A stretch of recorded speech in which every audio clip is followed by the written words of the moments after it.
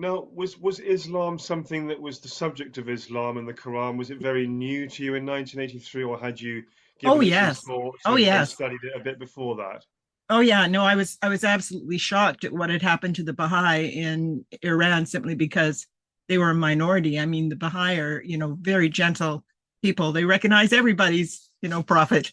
They're Yes. lovely people. And yet his friends had been killed and tortured. He was lucky to get away with his life. And I was totally shocked. And on reflection, I later realized that I'd had some run ins with it in the UK as well. I was there in 1974, 75, and I didn't realize what it was at the time.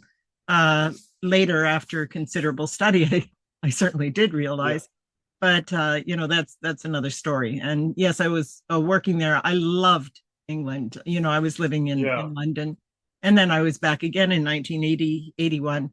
But when I went back in 2015, honestly, I have so many wonderful memories of the UK that I didn't want to go to London.